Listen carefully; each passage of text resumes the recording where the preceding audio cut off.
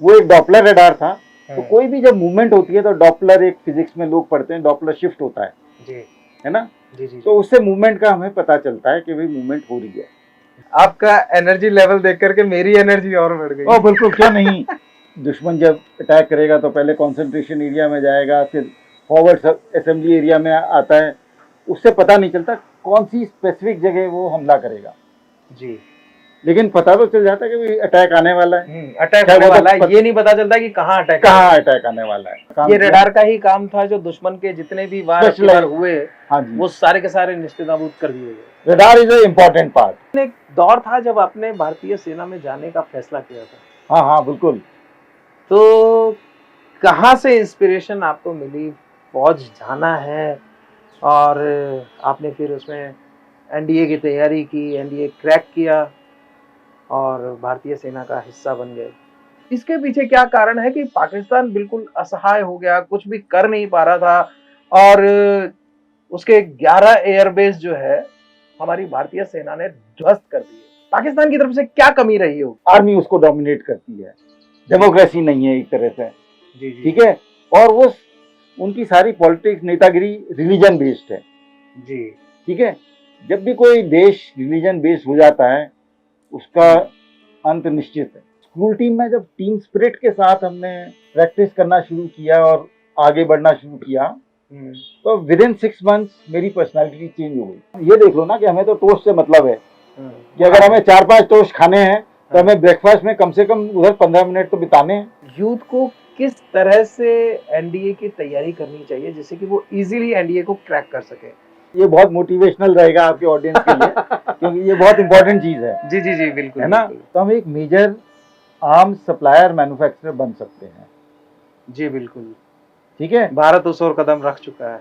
काफी देशों ने ब्रह्मोस की डिमांड की है, और अब आपको ये नहीं लगता कि ब्रह्मोस ने जो है चीन के पूरे मार्केट को कैप्चर कर लिया?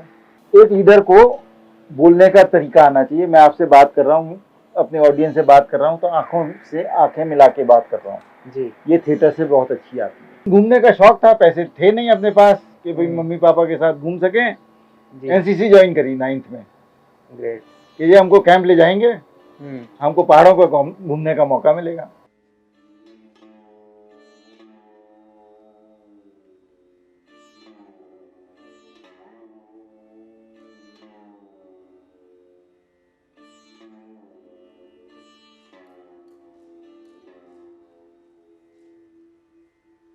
नमस्कार, लाइव परफॉर्मर्स पर motivational podcast series uncut talks with PBD में आपका फिर से स्वागत है।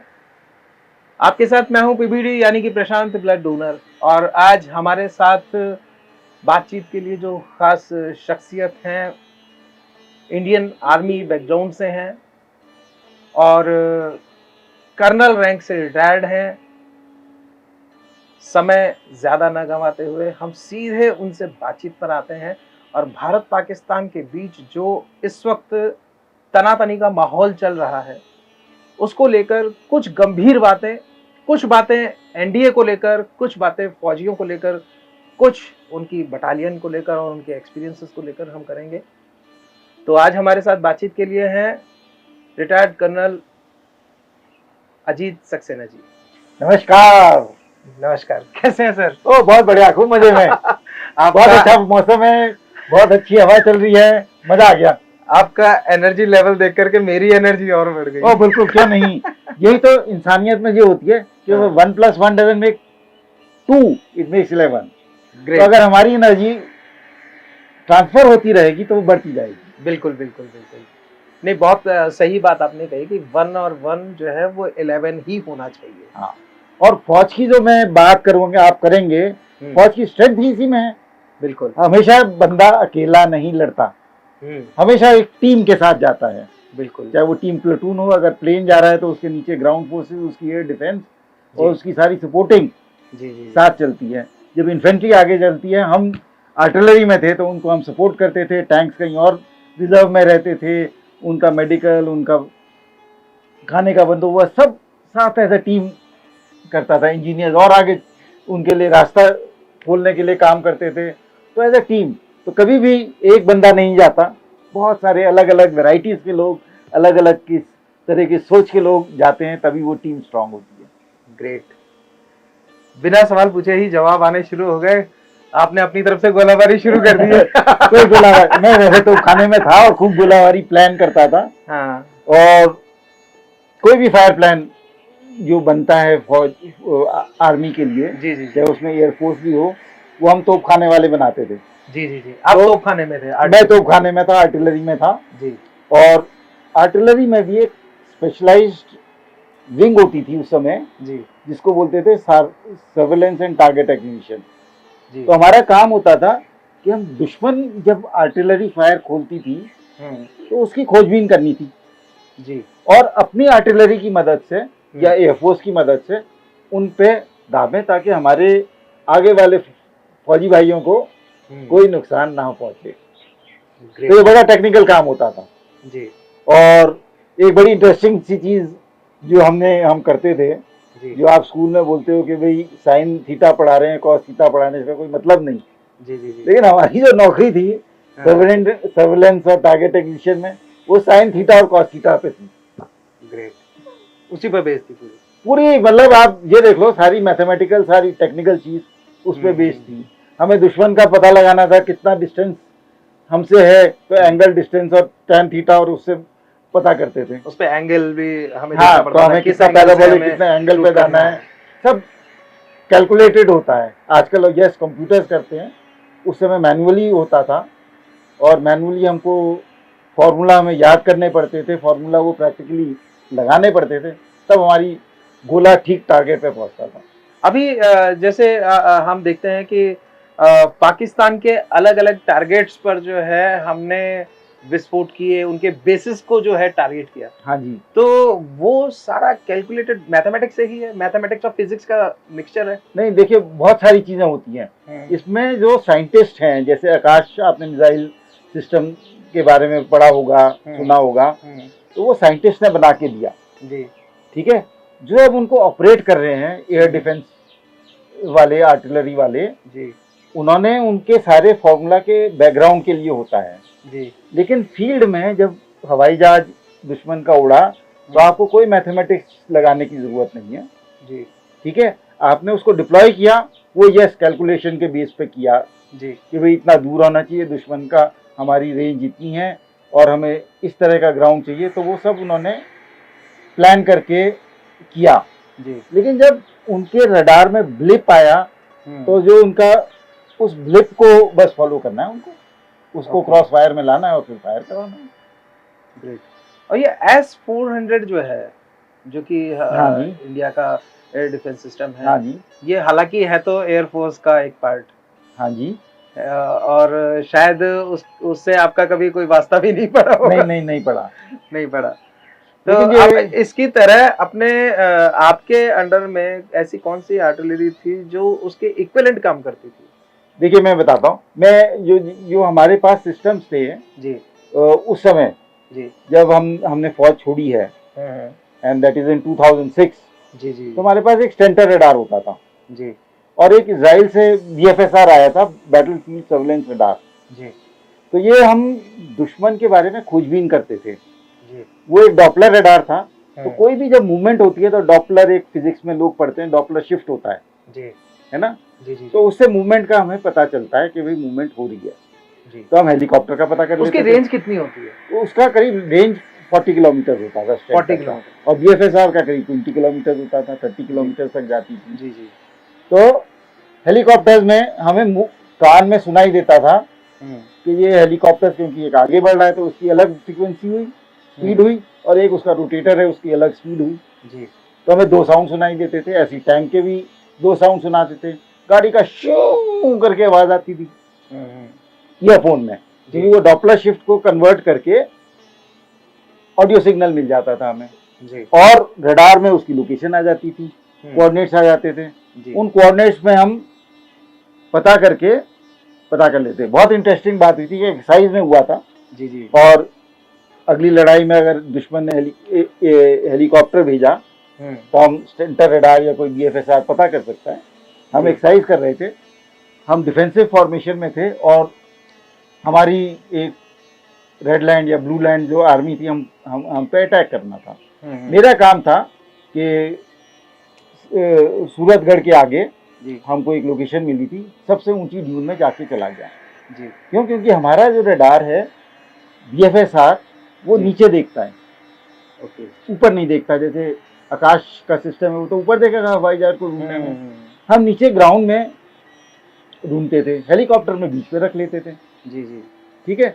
अब ये पहली बारी हो रहा था, सेंटर रडार की मदद से पहली बारी बोला था कि आप टैंक्स के बारे में पता है। मैं कहा टैंक्स के बारे में नहीं, मैं हेलीकॉप्टर के बारे में भी बता दूंगा।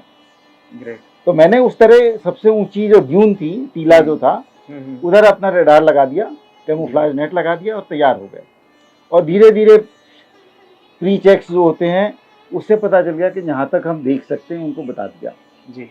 और जैसे जैसे उनके टैंक गाड़ियाँ आती गई, रिपोर्ट मतलब दुश्मन जब अटैक करेगा तो पहले कंसंट्रेशन एरिया में जाएगा, फिर फॉरवर्ड असेंबली एरिया में आता है, उससे पता नहीं चलता कौन सी स्पेसिफिक जगह वो हमला करेगा जी। लेकिन पता तो चल जाता है कि अटैक आने वाला है, अटैक आने वाला है, ये नहीं पता चलता कि कहाँ अटैक आने वाला है। हाँ। जब तक कि टैंक्स नहीं मूव करते, और टैंक शुरू में जो आते हैं वो गाड़ियों में चढ़ के आते हैं तो उनका इतना मूवमेंट भी क्लियर नहीं होता। हाँ, जब उतरते हैं तो हल्का सा मूवमेंट देता है वो, ओके, है ना। तो पता चल गया भी ट्रेन से उनका ट्रांसपोर्टेशन आ रहे हैं, तो इधर अलर्ट हो गए कि भाई जनिए इधर के बदले इधर आ गए। वो तो खैर हमें पता ही था, क्योंकि हमें पता था कि हमारे ऊपर ही अटैक आएगा, एक्सरसाइज थी जी। लेकिन उनको मैं इंफॉर्मेशन देता रहा जी। अच्छा, सरप्राइज फैक्टर कहाँ होता है सबसे ज्यादा? एयर वॉरफेयर का या हेलीबॉर्न ऑप्स का जी। क्योंकि वो सडनली आपके पीछे जाके ब्रिज को या कोई इंपॉर्टेंट एरिया को कैप्चर करने की कोशिश करेंगे जी। और वो हमारा काम था कि हमें वार्न कर दो। हमारे पास मैकेनाइज्ड इन्फेंट्री के कुछ इन्फेंट्री के यूनिट्स तैयार थे कि अगर वो आएंगे तो हम उनको पकड़ेंगे, लेकिन बताएंगे कि कहाँ पे जाना है। वो तो 50 किलोमीटर के एरिया ढूंढ रहे हैं जी। और जब पहले ही हेलीकॉप्टर आया जी, तो मैं स्क्रीन पे था और स्क्रीन से मैंने तुरंत ऑडियो में देखा कि हेलीकॉप्टर आ रहा है, ये हेलीकॉप्टर है, इसको ट्रैक करो जी। तो हम लोग ट्रैक करते गए। टेलीफोन मैंने पकड़ा, दूसरे को बिठाया और दूसरे को जो इन्फेंट्री का जो ड्यूटी जो हमारा GSO 1 ऑप्स था उसको टेलीफोन पे लिया। जो ब्रिगेड थी उसके ब्रिगेड मेजर को टेलीफोन पे लिया और इनको इंफॉर्मेशन देता रहा कि भाई हेलीकॉप्टर आ रहा है, यहाँ पे रुक गया। अब पहला हेलीकॉप्टर आता है जी, नीचे आ जाता है, दूसरे हेलीकॉप्टर आने शुरू हुए। जब तक कि वो दूसरे हेलीकॉप्टर स्टार्ट करें, मैंने इनको वार्न, हमारी यूनिट ने इनको वार्न कर दिया कि भाई अब आप यहाँ पे पहुंच जाओ। और वो अपने मैकेनाइज्ड इन्फेंट्री लेके प्लेटून पहुंच गए। उनको जैसी लैंड किया पकड़ा जी। और हमारे जो अंपायर होते हैं, लड़ाई में गोली तो एक्सरसाइज में गोली तो फायर नहीं होती जी, जी, जी। तो बोल दिया कि हमने हमारे हथियार सिस्टम यहाँ पे पहुंच गया, इनको न्यूट्रलाइज कर दिया। वो लड़ाई में हमारी जीत हो गई। ग्रेट, एक्सरसाइज में जीत हो गई। तो रडार्स का बहुत इंपॉर्टेंट काम होता है लड़ाई में। आपने आकाश में इस ऑपरेशन में भी देख लिया, जब हम सेंटर्स ऑपरेट करते थे 2006 में, तब भी बहुत अच्छा काम। ये रडार का ही काम था जो दुश्मन के जितने भी वार हुए, हाँ जी, वो सारे के सारे निस्तेनाबूद कर दिए गए। Radar is a important part. देखिए, वही मैंने जैसे बोला ना, टीम वर्क होता है। रडार एक हिस्सा है काम करने के लिए जी, इंफॉर्मेशन गैदर करने के लिए। उसने इंफॉर्मेशन मिसाइल को दी और मिसाइल जब फायर हुई तो वो पहुंचा जी। ऐसे ही पहले जब टारगेट्स ढूंढे होंगे हमारी एयरफोर्स ने, जहां जहां दुश्मन के, वो इंटेलिजेंस का काम था जी। बिल्कुल, एयर ऑब्जर्वेशन या सैटेलाइट से इंफॉर्मेशन उनको जरूर मिली होगी जी, है ना। GPS का भी वो यूज करते हैं। हाँ, GPS तो मिसाइल में आजकल लगती है जी जी जी, है ना, क्योंकि जो मोस्ट ऑफ द मिसाइल्स आज इधर GPS और रडार कंट्रोल्ड भी होती हैं जी। तो GPS में यह है कि इनर्शियल, मतलब कि एक बारी छोड़ दी मिसाइल, अब रडार को फ्रीक्वेंसी नहीं रहनी पड़ने की जरूरत, तो वो ट्रैक होना मुश्किल है। अच्छा, एक चीज मैं आपसे पूछना चाहूंगा यहाँ पर कि अभी हमारा इंडिया जो है दुनिया की चौथी सबसे बड़ी शक्ति है। हाँ जी, चौथे नंबर पर हम लोग आते हैं। और जब हमने जवाबी कार्रवाई की, या जवाबी कार्रवाई नहीं कह के हम लोग इसको कहें कि ऑपरेशन सिंदूर जो एक ऑपरेशन ही है, और इसके ज़रिए हमने आतंकवाद को नेस्तनाबूद करने का काम शुरू किया। लेकिन पाकिस्तान भी जो है वो हमारे ऊपर अटैक कर रहा था लगातार, और हम जो है उसके सारे वार रोक रहे थे और वो हमारे वार रोक नहीं पाया। इसके पीछे क्या कारण है कि पाकिस्तान बिल्कुल असहाय हो गया, कुछ भी कर नहीं पा रहा था, और उसके 11 एयरबेस जो है हमारी भारतीय सेना ने ध्वस्त कर दिए। तो पाकिस्तान की तरफ से क्या कमी रही होगी? मैं बताता हूँ। देखिए, 2-3 बहुत बड़ी बड़ी कमी थी जी।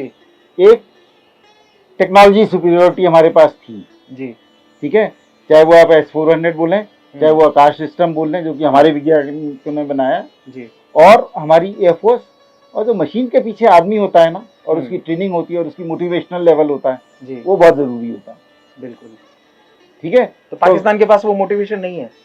पाकिस्तान देखो, अगर जब मैं पाकिस्तान के बारे में बहुत, देखो वो हमारा दुश्मन है, जो उसकी स्ट्रेंथ है उसकी मैं रिस्पेक्ट करूंगा, लेकिन उसमें बहुत सारी कमियां हैं जी। जो सबसे बड़ी कमी है वो आर्मी उसको डोमिनेट करती है, डेमोक्रेसी नहीं है एक तरह से। जी, जी, ठीक है, और वो उनकी सारी पॉलिटिक्स, नेतागिरी रिलीजन बेस्ड है।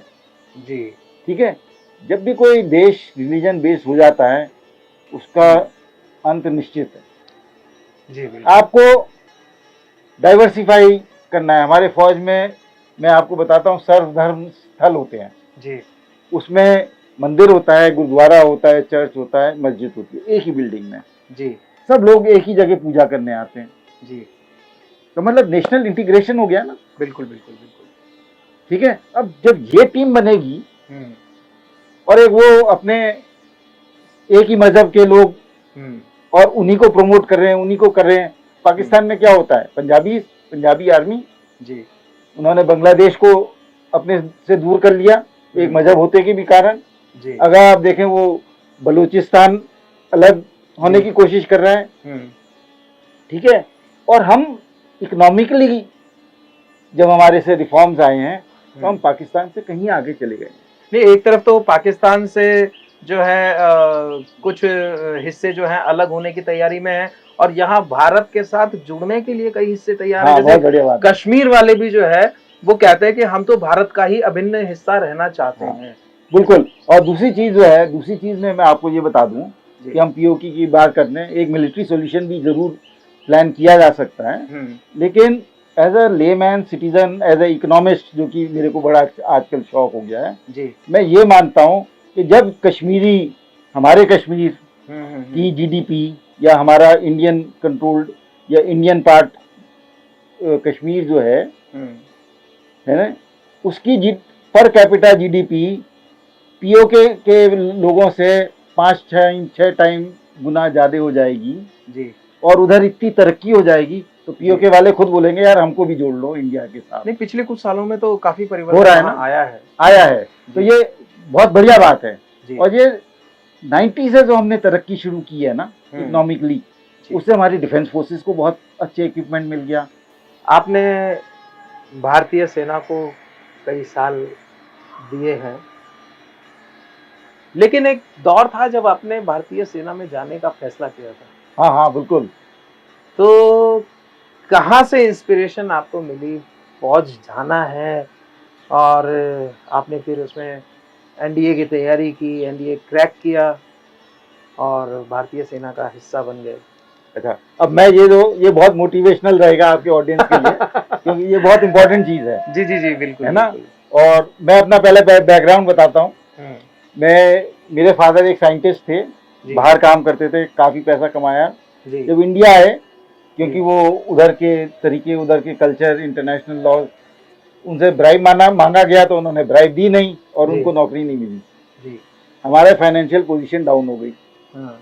मदर जो थी, उन्होंने स्कूल टीचर थी, उन्होंने नौकरी फिर से दोबारा शुरू की, लेकिन हमारा बहुत ही पोजीशन डाउन था। 3 बच्चे पब्लिक स्कूल में पढ़ते थे, वो अफोर्ड नहीं कर पाते थे। मम्मी ने बोला निकालो, तो 2 को तो उन्होंने निकाल लिया, मेरे बड़े भाई बहन को जी और मेरे को स्कूल ने बोला नहीं ये पढ़ाई में अच्छा है, इसको स्कॉलरशिप में देंगे। जी तो मैं स्कॉलरशिप में पढ़ता रहा। ग्रेट पढ़ाई में मैं अच्छा था, तो एनडीए का जो रिटन एग्जाम था वो प्रॉब्लम नहीं थी। जी अच्छा, लेकिन क्योंकि हम एक दिल्ली पुराने शहर में रहते थे, वहाँ पर ना कोई प्लेग्राउंड था, ना कोई दोस्त थे, तो मेरी जो बिल्कुल मैं शाही बंदा था, स्पोर्ट्स नहीं खेल पाता था, तो मेरे में कोई लीडरशिप क्वालिटी नहीं थी, कुछ नहीं था जी। अब लेकिन घूमने का शौक था, पैसे थे नहीं अपने पास कि भाई मम्मी पापा के साथ घूम सकें।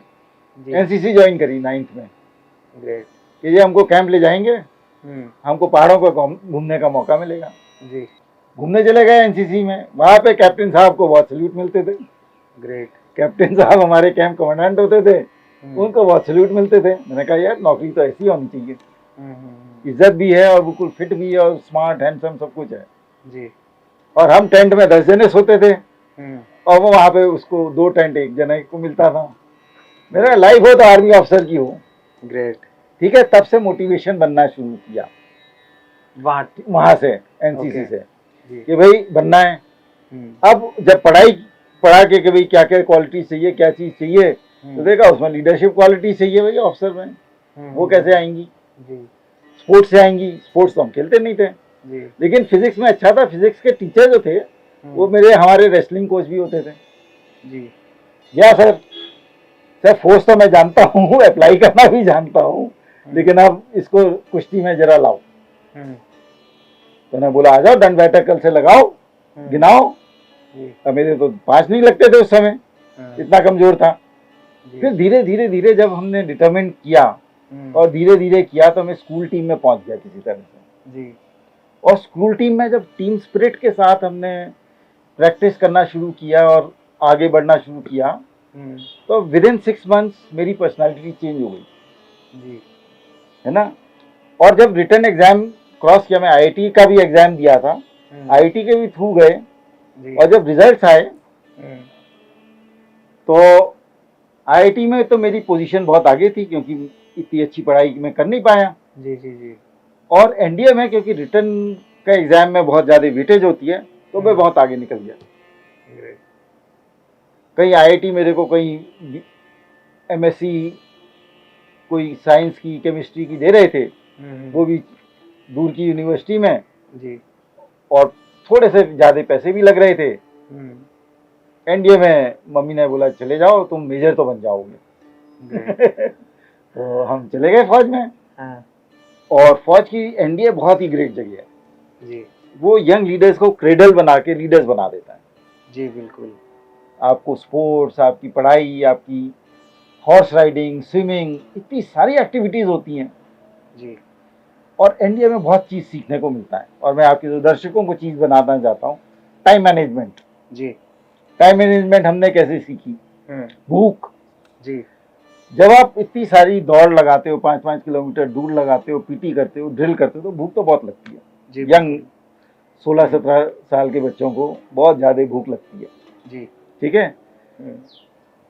हम 6 बजे हमारी पहली क्लास शुरू हो जाती थी, सुबह 6 बजे जी। 5 पौने 5 बजे आप उठो, तैयार हो और 5-10 मिनट पहले पहुंच जाओ। उससे पहले प्रेयर्स भी होती थी, एक फॉलन भी होता था, मतलब सारे स्क्वाड्रन जो लोग होते थे हमारे को 12 स्क्वाड्रन में बांटा हुआ था इंडिया को सारे, उसमें फर्स्ट टर्म से 6 टर्म रहते थे जी। तो आपको मान लो पहली क्लास पीटी है, उधर 5 मिनट पहले पहुंचना है, 15 मिनट पहले आपको स्क्वाड्रन में छोड़ेंगे, तो मतलब पौने 5 बजे, पौने 6 बजे पीटी हमारा फॉलन स्टार्ट, और फिर आप क्लासेस के लिए जाओ जी जी जी। ठीक है, बिल्कुल। अब 3 क्लासेस हुई, उसमें से शायद पीटी और ड्रिल भी 2 हो सकते हैं। तो आपको अगर ड्रिल की क्लास है तो आपको ड्रिल की ड्रेस लेके जानी है। पीटी की ड्रेस तो पहन के जा रहे हो, ड्रिल अपनी साइकिल में रख के ले जा रहे हो जी। ड्रिल में क्या होता है? ड्रिल में पहले तो आपकी ड्रेस होती है अलग। अब आप जूते पहनोगे, उसमें वुलन सॉक्स पहनोगे, उसके ऊपर गाटर होज पहनोगे, उसको बांधने के लिए एक तरह का गाटर फ्लैश आएगा जी जी। एंकलेट पहनोगे, शॉर्ट्स होंगी, बेल्ट होगी जी, शर्ट होगी। शर्ट में 15 चीजें हमारे वो लगती हैं आर्मी में, आपने देखा होगा डेकोरेशन, एक तरह के कुछ badges, insignia, formation sign, lanyard sign, जी जी कैप, जी और उसमें आपकी पॉकेट में आपका आई कार्ड होना चाहिए, इधर की पॉकेट में रुमाल होना चाहिए। ये सब चीजें तब आप ड्रिल के लिए सही हो। जी जी जी। और ड्रिल में आपको डिसिप्लिन सिखाया जाता है। ग्रेट। आपको कमांड मिली, ठीक है, शुरू में हमको कमांड मिलती थी जी और हम फॉलो करते थे। जी जी तो ये लड़ाई के काम में बहुत काम आती है, जब आप कमांड देते हो और वो एकदम तुरंत रिएक्शन मिलता है। जी जी। तो ड्रिल होना बहुत जरूरी है कि किसी सीनियर ने कमांड दिया और आपने उसको एज अ ग्रुप फॉलो किया, और इन सिंक्रोनेशन। जी। जब आप परेड आर्मी की देखते हो या किसी और की परेड देखते हो, आप में फर्क नजर आता है। बिल्कुल। ठीक है, आप 26 जनवरी की परेड देख लो, कहीं की भी देख लो, और कहीं से भी कंपेयर कर लो, बहुत फर्क नजर आता है। बिल्कुल, है ना, बिल्कुल सिंक्रोनाइज बैंड के साथ, म्यूजिक के साथ चल रहे हैं, और एक ही तरह के हाथ हिल रहे हैं, एक ही एंगल में जा रहे हैं, और फिर नीचे आ रहे हैं। है ना, तो एज ए ऑडियंस आपको अच्छा लगता है, हमें जो परेड कर रहे हैं उनको बहुत अच्छा लगता है, और जो सीनियर होता है वो कहता है यस, ऑर्डर्स ओबे होंगे। और जब मान लो लड़ाई में होता है, तो हम जब गोलाबारी चल रही है और हम बोलते हैं आगे चल, तो वो आगे चलते हैं हमारे फौजी। अगर कोई पीछे बहुत दौड़ने का डर लगता है और बोलते हैं नहीं पीछे मुड़ दौड़ के चल, तो वो करता है, वो तो इसको ट्रेंड डिसिप्लिन किया जाता है जी। अच्छा, अब ये आर्मी की बात, मैं आपको टाइम मैनेजमेंट की बात कर रहा था। ड्रिल का पीरियड खत्म हुआ, वापस मान लो 8 बजे हमारी ब्रेक जी शुरू हुई, 1 घंटे की ब्रेक, उसमें आपको नहाना धोना और तैयार होकर ब्रेकफास्ट जाना है जी। अब ये तो आसान काम है, लेकिन अब आप एनडीए में हो तो आपको अपनी साइकिल पकड़नी है, स्क्वाड के अंदर जाना है, मतलब 6 का ग्रुप बना के जाना है। कोई भी सीनियर आ और जब झंडा भारत का दिखता है तो उसमें सावधान चल बोलना है, सल्यूट करना है मतलब। और अब आप पहुंचोगे, अपने साइकिल को साइकिल पार्क में करोगे, दौड़ के जाओगे अपने कैबिन में जी। अब आपको नहाने के लिए ये नहीं कि आप टॉवल पहन के चले जाओ, आपको सारे कपड़े उतारने हैं, गाउन पहनना है, टॉवल रखना है, और टॉवल से के साथ वॉशरूम में जाके नहाना है। ग्रेट। वापस गाउन पहनना है, वापस आना है। अब अपने नेक्स्ट जो थ्योरी की क्लासेस हैं उसकी ड्रेस पहननी है, वर्किंग ड्रेस जी। ठीक है, अब फिर भागते हुए अपने मेस में जाना है, खाना खाना है, ब्रेकफास्ट करना है। बहुत भूख लगती है जी, ठीक है। संडे के दिन जब हमको समय मिलता था, हम 14 टोस्ट खत्म कर जाते थे इतनी भूख लगती थी।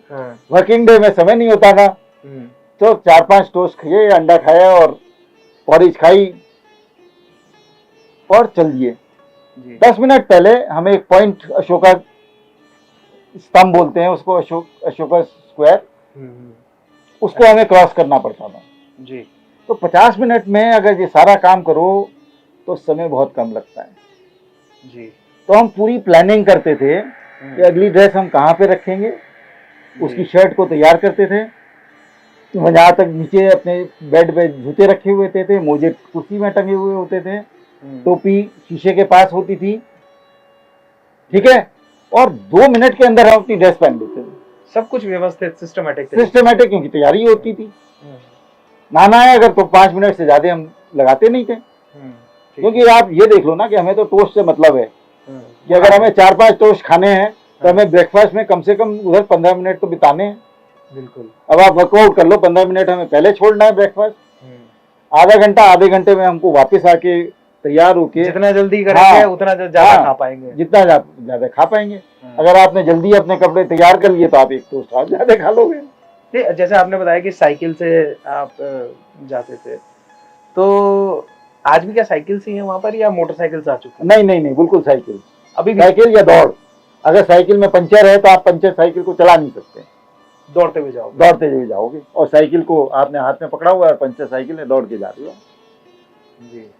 और अगर साइकिल पहली पंचर है आपने रखी, तो आप 6 का स्क्वाड बनाओगे और दौड़ के हुए जाओगे, भी साइकिल खराब है। अच्छा, एक बात और कि आजकल के जो यूथ हैं, जैसे कि अभी 16.5 से 19.5 का एक एज लिमिट है एनडीए फाइट करने के लिए, तो यूथ को किस तरह से एनडीए की तैयारी करनी चाहिए जिससे कि वो इजीली एनडीए को क्रैक कर सके? मैं बताता हूँ, एनडीए का एग्जाम हमारे समय में इतना मुश्किल नहीं होता था। मतलब कि एक average, above average, brilliant student हमें नहीं चाहिए होते। ब्रिलियंट स्टूडेंट आईआईटी में जाए, है ना। लेकिन अब तो ब्रिलियंट चाहिए। ब्रिलियंट तो देखिए आजकल 90% एंड अबव ब्रिलियंट को मैं मानूंगा ब्रिलियंट है ना जी। उस हमारे समय में 60% वाज कंसिडर्ड ब्रिलियंट। तो हमारे काफी फ्रेंड्स थे जिनको 50% लेके इन्होंने एनडीए क्रैक कर लिया था। जी। ठीक है, लेकिन आजकल के हिसाब से मैं 80-90 के परसेंट में जो बंदा 11th में ला रहा है, he can easily crack NDA. More important things are a variety of activities जो कि यूथ को करना चाहिए। Sports is the primary one. Okay, लेकिन पढ़ाई के दौरान खेलकूद का समय भी तो नहीं मिलता। बैलेंस, लाइफ का बैलेंस। अभी जो है पढ़ाई का बर्डन इतना ज्यादा बच्चों के ऊपर है, वो कैसे अपने स्पोर्ट्स एक्टिविटी को टाइम निकाल के दे सकते हैं? देखिए, एक अच्छी लाइफ में ये मानता हूँ कि बैलेंस होनी चाहिए। जी। बैलेंस का मतलब क्या है कि आप पढ़ाई करें जी, आप उस ब्रिलियंस में ना जाएं। अगर आपको एनडीए में जाना है जी, तो आप ये मत करें कि मेरे को आईआईटी क्रैक करना है, जी, मेरे को आईआईटी का ट्यूशन सेंटर में जाना है। मेरे को आराम की जिंदगी जीनी है। जो स्कूल में सिखा रहे हैं और जो एनडीए का कोर्स है आपने एक बार रिवाइज कर लिया, ज्यादा मुश्किल कोर्स नहीं है एनडीए का। जी, ठीक है, सीबीएसई का पैटर्न, सीबीएसई के पैटर्न से जो जनरल नॉलेज है वो सीबीएसई में नहीं सिखाई जाती, लेकिन आपका इंग्लिश जनरल नॉलेज अलग है, लेकिन साइंस मैथ्स और जो लैंग्वेज है वो अच्छा, रीजनिंग भी इसमें आती है, काफी आती होगी आजकल। मैं रीजनिंग, हमारा टेस्ट कब होता था जब हम एसएसबी में गए थे, तो साइकोलॉजिस्ट लोग हमारी रीजनिंग और ये वो देखते थे, लीडरशिप क्वालिटीज देखते थे। तो लीडरशिप क्वालिटीज कब आएगी जब आप स्पोर्ट्स खेलोगे। ठीक है, तो अगर मैं पेरेंट्स से ये दरखास्त करना चाहता हूँ, ठीक है जी, कि अगर आपको बच्चे को आगे भेजना है लाइफ में, तो सिर्फ पढ़ाई मत करवाओ, इससे खेलकूद भी जरूरी है। खेलकूद भी जरूरी है। मेरे दोनों बेटे बैलेंस लाइफ की, उनको पढ़ाई भी की, उनको खेलकूद भी मिला, आज अपने अपने फील्ड्स में बहुत आगे हैं। ग्रेट। क्यों? क्योंकि उनके पास लीडरशिप क्वालिटीज हैं। जी। एक कंसल्टेंट है, लेकिन आज भी वो स्पोर्ट्स खोलता है, 40 साल की उम्र हो नियरली हो गई। ठीक है जी। क्यों? क्योंकि उसको जब वो बाहर जाता है कंसल्ट करने के लिए, उस पर कॉन्फिडेंस है, उसकी फिजिकल फिटनेस है, और जो उसके दिमाग में आइडियाज है कि वो बहुत अच्छे हैं, कंप्यूटर की नॉलेज है, प्रेजेंटेशन भी बहुत अच्छी बना लेता है जी। लेकिन उसको, क्योंकि वो स्पोर्ट्स खेलता है, उसमें लीडरशिप क्वालिटीज है, वो 10 लोगों को अपना पॉइंट ऑफ व्यू समझा सकता है, क्योंकि इसने बचपन में स्पोर्ट्स खेले हैं, उसको कन्विंस किया कि इस तरह से गोल करो।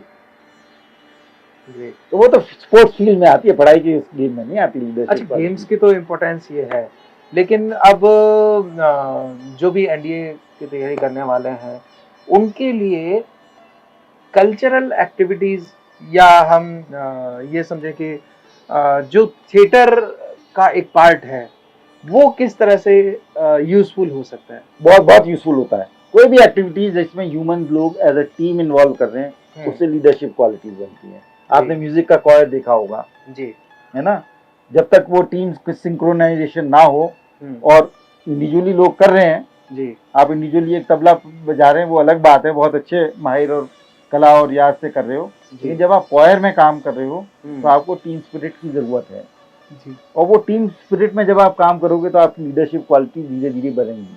ऐसी थिएटर में जी एक लीडर को बोलने का तरीका आना चाहिए। मैं आपसे बात कर रहा हूँ, अपने ऑडियंस से बात कर रहा हूँ, तो आंखों से आंखें मिला के बात कर रहा हूँ जी, ये थिएटर से बहुत अच्छी आती है। ग्रेट। ठीक है, आप बड़े बड़े नेताओं को ले लीजिए, मोदी जी को ले लीजिए, उनकी स्पीच और एक्सप्रेशन क्यों है, वो अपने नेता अपने ऑडियंस के साथ अपने आइडियाज को कन्वे कर सकते हैं। बिल्कुल। ठीक है, और जितना आप लीडरशिप में आगे जाओगे, आपके आइडियाज को ऑडियंस को, अपने जनता को कन्वे करना जरूरी है जी। ठीक है, जब मैं कमांडिंग ऑफिसर था, यूनिट को कमांड करता था, हमारे हर महीने एक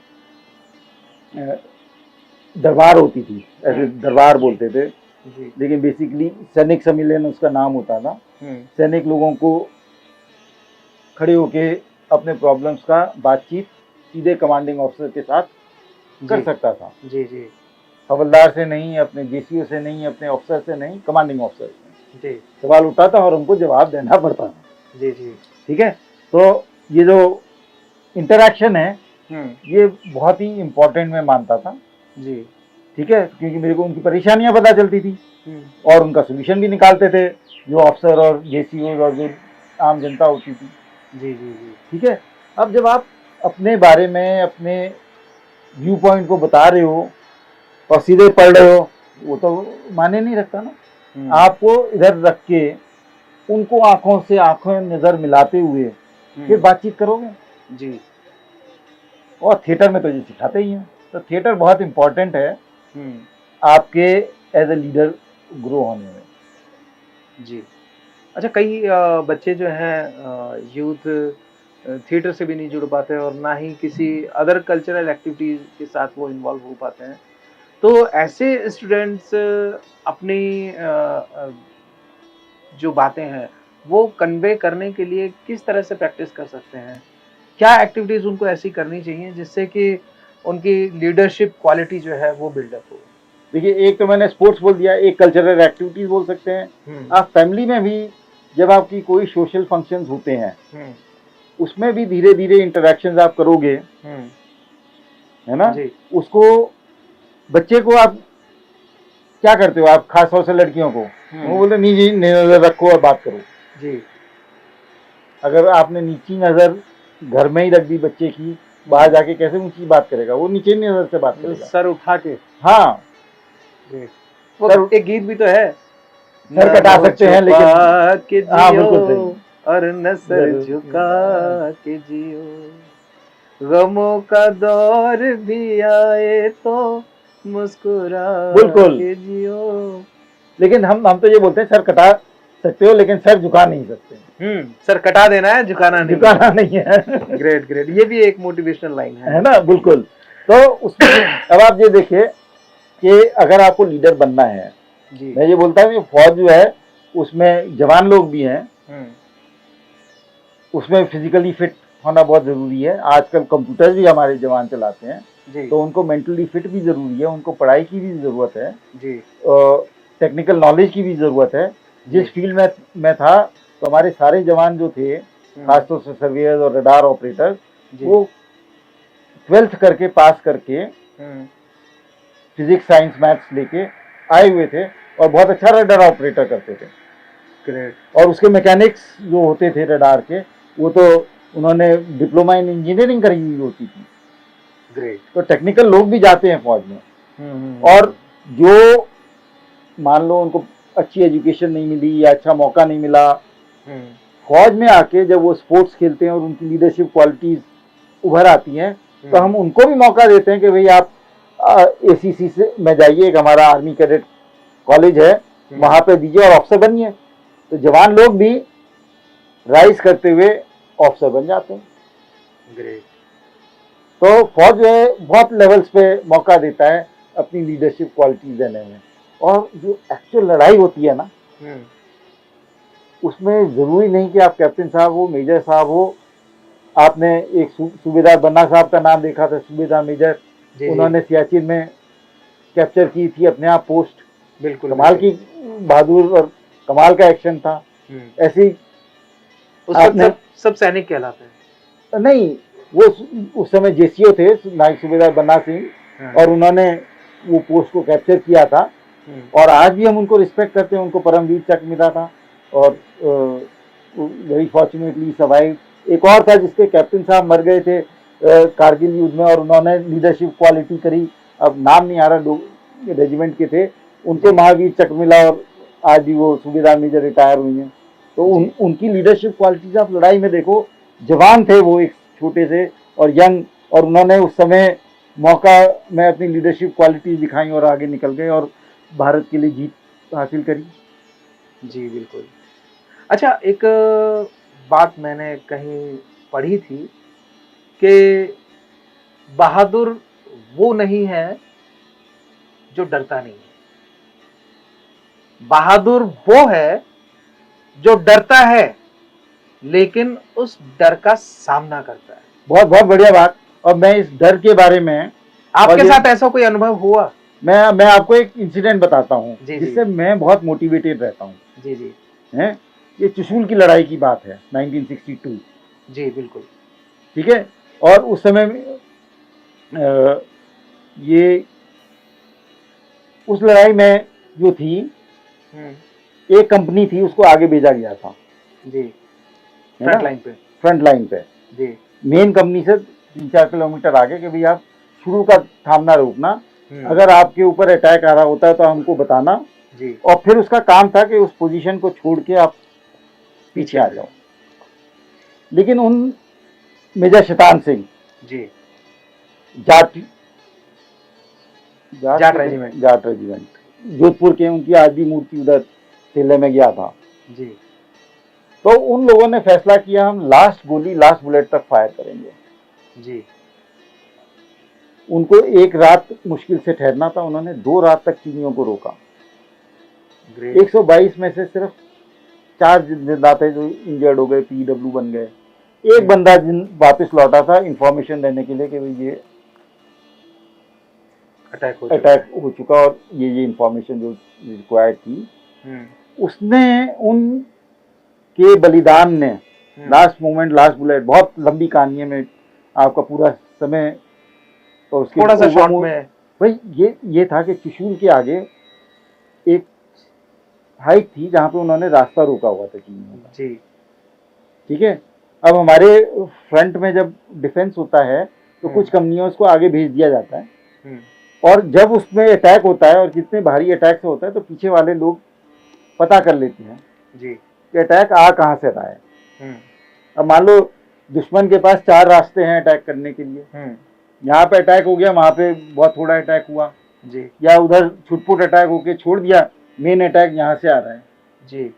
अब ये वाले जो ब्रिगेड कमांडर साहब लोग हैं या कंपनी बटालियन कमांडर साहब हैं, इस रास्ते में 4-5 कंपनीज को या एक बटालियन को पीछे और लगा देंगे जी। अब ये हिलाने के लिए उनको समय चाहिए जी, तो ये समय वो कंपनी आगे वाली देती है।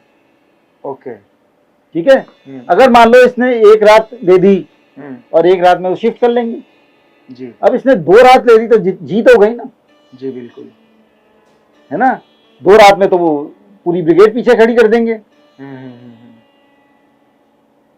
तो वो खत्म हो गए सारे 126 के लोग चुशूल में जी। मेजर साहब खुद खत्म हो गए। गोली उनकी जब बाद में विंटर्स थी और बाद में जब चाइनीज ने विड्रॉ करके खाली छोड़ के चले गए, फिर किसी शेपर्ड ने बताया उनकी तो डेड बॉडी वहां पे पड़ी है। फिर वो सब लोग गए और देखा, सीन को रिक्रिएट किया कि ये क्या हुआ था जी। तो बहुत ही आपके रोंगटे हिल जाते हैं ऐसी कहानी सुन के। मतलब डर तो उन्हें भी लगा होगा लेकिन उन्होंने उस डर का सामना किया, उस डर से ऊपर निकल के। और वो क्यों हुआ? क्योंकि एक मेजर साहब लीडर्स थे जी, उन्होंने सारे जवानों को मोटिवेट किया कि आज हमारी जरूरत है, हमें अपने बलिदान देने की जरूरत है। उन्होंने सारे, ये नहीं कि ऐसे ही खत्म हो गए, उन्होंने एक एक गोली, एक एक 15-20 जाके प्लेटून में जहाँ पे पोस्ट थी आगे, कभी इधर कभी उधर, और जो पीछे प्लेटून तो उसको ठीक जगह लगा के आगे करके दुश्मन का सामना किया। और चीन उस रास्ते से, आप पहली उनकी हार हुई थी उस लड़ाई में, एक मेजर हार जी। और उस हार से जो लेह था वो बच गया था एक तरह से, अगर आप कहा जाए तो, क्योंकि लेह के रास्ते में था चुशूल, और चुशूल आगे पीछे कोई डिफेंसेस इतने ज्यादा तैयार नहीं थे। अगर वो बलिदान नहीं होते तो लेह हमारा अगर वो नहीं जाग तो नहीं चुका था, मैं बोलता बहुत आसानी से रास्ता मिल जाता, क्योंकि और भी आर्मी थी उसके आगे, लेकिन उसके कारण उनको डिले मिला, उन्होंने एम प्लस अचीव किया जी, है ना। और वो बहादुरी आज भी हमें सिखाती है कि यस, हम अपने डर से ऊपर निकल सकते हैं, हम अपने, और एक और दूसरी सोच है, इन्होंने तो देखिए अपना बलिदान दे दिया, दूसरी सोच एक जनरल पैटर्न की है जी, हैं। वो ये बोलते थे कि वो अपने बड़े अंग्रेजी और स्लैंग में बोलते थे, गंदे वर्ड यूज करते थे लेकिन आप बलिदान देने के लिए नहीं हो जी, आप अगले का बलिदान कराओ जी, उसको बिल्कुल। देशभक्त बनने दो, उसको मेडल लेने मतलब दो। मरो मत, मरो मत, मारो आप। हाँ, सही, ठीक है, बिल्कुल, जब आप उनको मारोगे तो जीत तो अपनी है ना। बिल्कुल, बिल्कुल। ठीक है, और जब हम फौज में ये प्लान करते थे गोलाबारी, जैसे अभी प्लान किया होगा हमारे बहुत सारे काबिल दोस्तों ने, ठीक है, कि भाई कहाँ पे एयर डिफेंस चाहिए, कहाँ पे बॉम्ब गिरना है, कहाँ पे कौन सी एयरफील्ड में कौन सा एयरफील्ड जाएगा, बहुत सीनियर हाई लेवल में जो सिंक्रोनाइजेशन और प्लान बने होंगे जी, तो कोई प्लानिंग में ये नहीं सोचता कि भाई हम बलिदान देंगे, मारना है। मारना है। अब मारते समय हादसे होते हैं, उनके पास भी गोली है, उनके पास भी मिसाइल्स हैं, उनके पास भी ड्रोन हैं, जरूरी है कुछ चीज लग सकती है, बिल्कुल।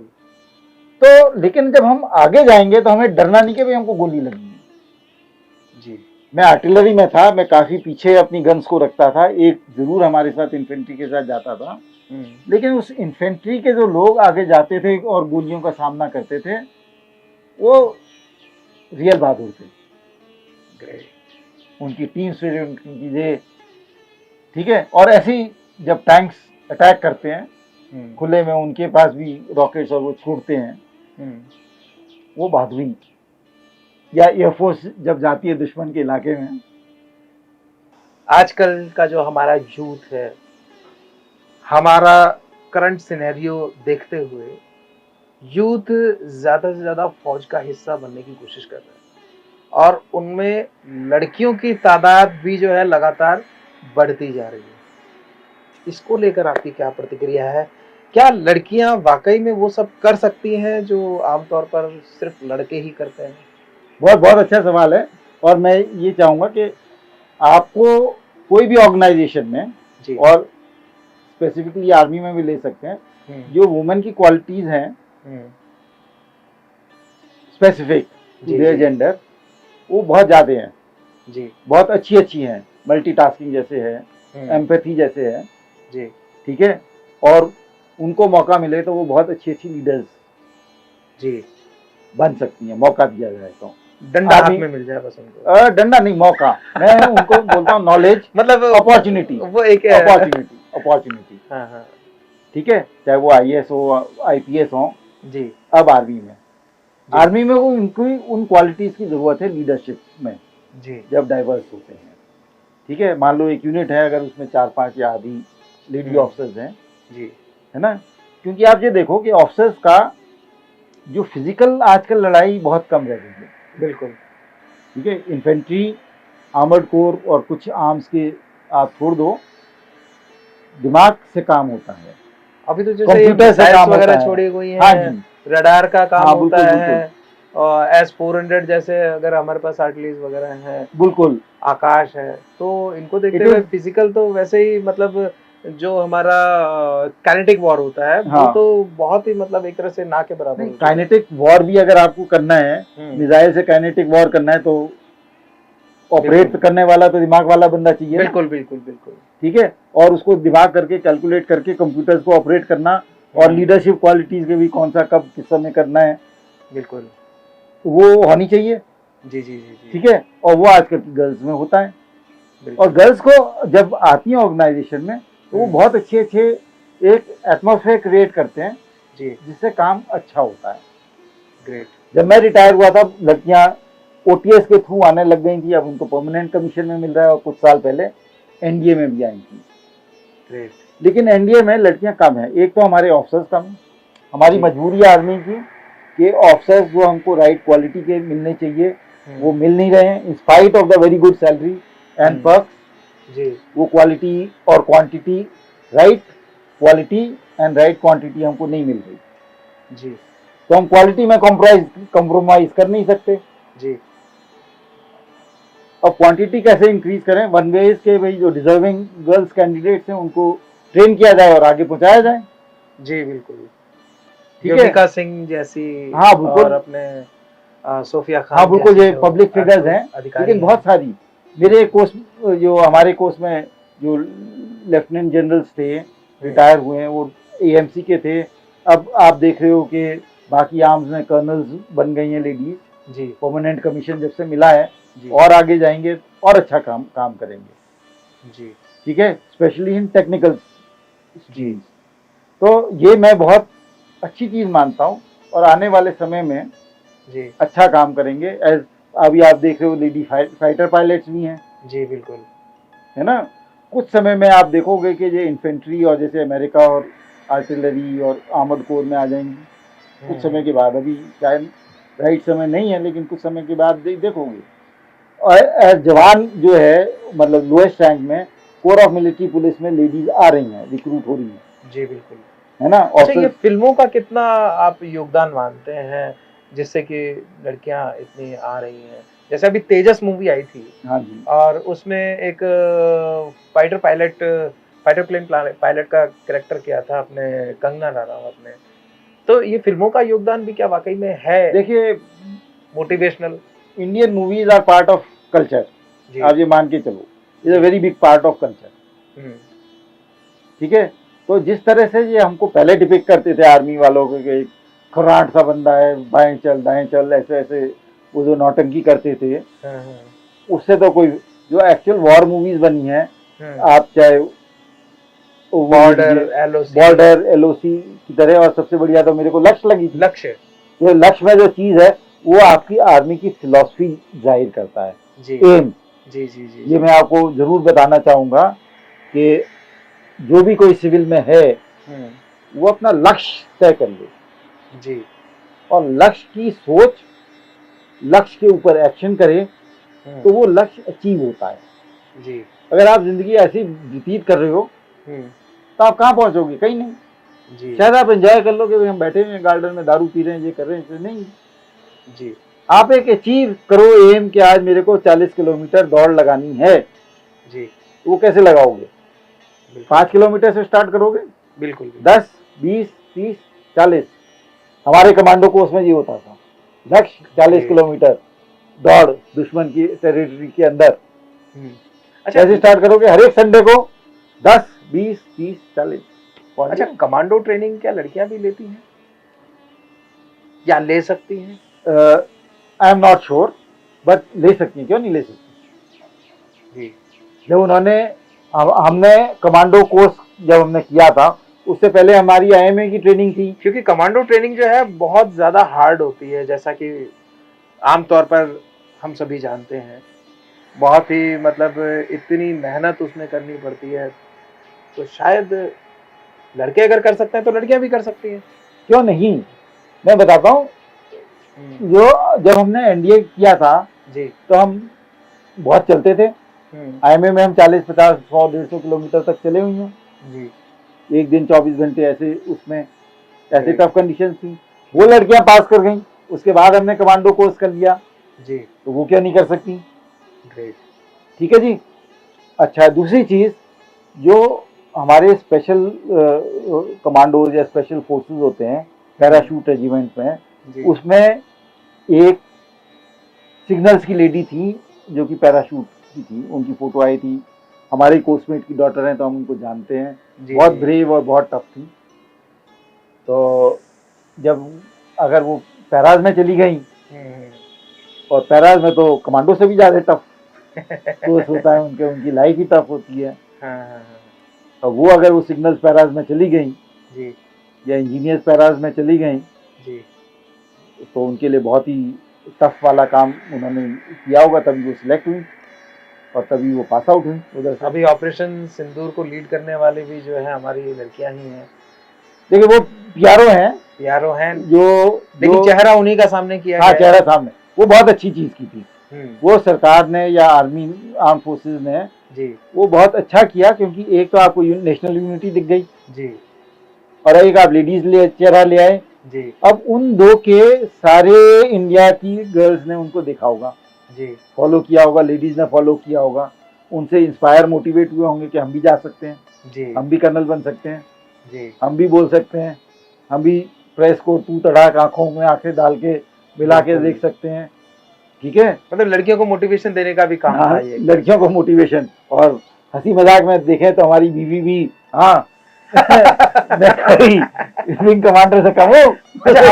अब बात घर पे आई गई है तो आप जैसे आर्मी में रहे और आपका शेड्यूल भी बहुत टाइट हुआ करता था, जब देखो तब लड़ाई की बातें होती थी, आर्टिलरी की बातें होती थी, रडार की बातें होती थी, लेकिन आपकी शादी हुई एक ऐसी महिला से जो कि एजुकेशन से जुड़ी हुई हैं और आर्टिस्ट हैं, सिंगिंग भी, डांसिंग भी और एक्टिंग भी, थिएटर की जानी मानी हस्ती हैं। तो उनके साथ किस तरह का आपका तालमेल रहा? क्योंकि आप कई बार तो शायद हो सकता है बहुत ज़्यादा स्ट्रेस में रहा करते थे और उस दौरान अचानक ही जो है मैडम ने कहा कि चलो डांस करते हैं, आपका मूड चेंज। मैं आपको सारी बात बताता हूँ। देखिए मेरी मदर वर्किंग थी। हाँ। मेरी सिस्टर, एल्डर सिस्टर जी, उन्होंने कॉलेज में ही पार्ट टाइम जॉब शुरू कर दी थी। हाँ। ठीक है, मदर बहुत वर्किंग थी, मैं उनकी बहुत रिगार्ड करता था। हमारी जितनी आंटीज थी, तीन आंटीज में से, हाँ तीन, एक बुआ और दो चाची जॉब करा करती थी। ठीक है, और जब मैं आर्मी में गया तो जो सबसे मोस्ट नोटिस कल्चर डिफरेंस, अगर आप देखते हो बहुत सारी और भी थे, लेकिन जब हम पार्टीज करते थे और ये करते थे तो सबसे ज़्यादा मेरे को एक चीज़ महसूस हुई कि लेडीज़ को आर्मी के ऑफिसर्स बहुत रिस्पेक्ट देते थे जी। और ये बाद में मेरे को समझ आई कि जिस सोसाइटी में लेडीज़ की रिस्पेक्ट होती है वो सोसाइटी कहीं ज़्यादा ऊंची होती है। ग्रेट। ठीक है, जिस सोसाइटी में लेडीज़ को रिस्पेक्ट मिल गई तो आप मान लो वो सोसाइटी ग्रेट है। तो आर्म फोर्सेस की जो सोसाइटी है, जो आपका एक साथ का जुड़ना है, उसका एक कारण है लेडीज जी। और लेडीज क्यों जुड़ती हैं? क्योंकि उनको रिस्पेक्ट मिलती है। ग्रेट। ठीक है, कमांडिंग ऑफिसर में होऊंगा अपने यूनिट में जी, लेकिन घर के अंदर वही कमांड करती हैं। ग्रेट। ठीक है, और जब मान लो पार्टीज हो गई, उनको अकेले को काम करना पड़ रहा है जी। ठीक है भाई, हम कुक तो हम फील्ड में जरूर कर सकते हैं हम जी, लेकिन जो पार्टीज का खाना है वो हम नहीं बना सकते, इतना अच्छा नहीं बना सकते, लेकिन प्लेट तो रख सकते हैं ना। बिल्कुल, कुर्सियां सजा सकते हैं, है ना। ड्रिंक्स का काम हमारा ही होता था। बिल्कुल। तो ये चीज जब पार्टी होती थी, it is not the lady show but it is a joint couple show.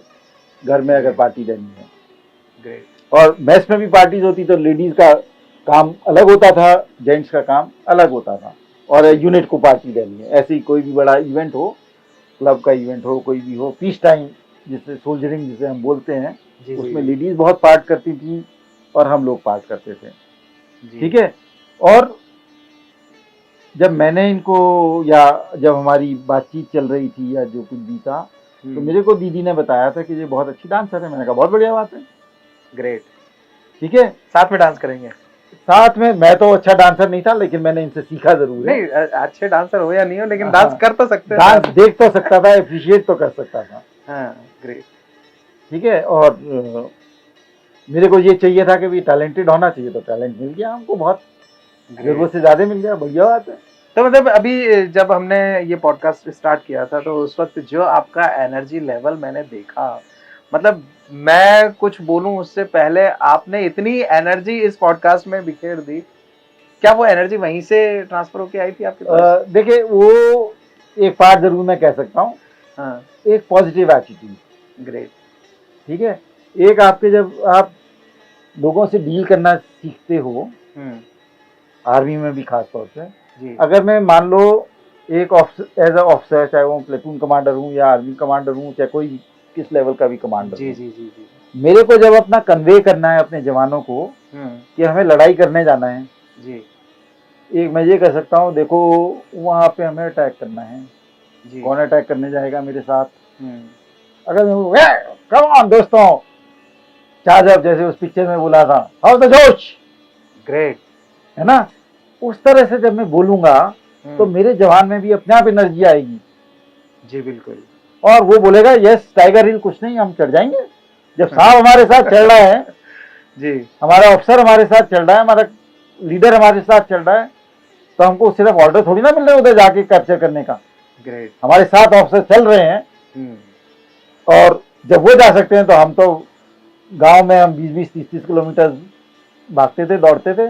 Kargil war में भी ऐसा ही हुआ था। कारगिल वॉर में आप देख लो, अगर परसेंटेज रेशियो कितनी देखा जाए, हिल को बिल्कुल करके उसको फतेह किया था। आप ये देखो कारगिल युद्ध में कोई भी पहाड़ की जो माउंटेन की जो वॉरफेयर, आजकल तो शायद हेलीकॉप्टर और यूएवी से भी उधर भी पहुंच जाएंगे जी, लेकिन जब कारगिल का युद्ध हुआ था और वहां पे जब अटैक करना पड़ता था जी, बंदा, उसके साथ सामान, उसके साथ हथियार, उसके साथ एम्यूनिशन, ग्रेट, एक समय का खाना, सिर्फ एक समय का। हाँ, क्योंकि जब आपने लड़ाई जीत ली तब तो खाना पीछे से पहुंच जाएगा ना, उसके लिए हमारे पास पोटर्स और पोनीज होते थे। जी जी जी, ठीक है, तो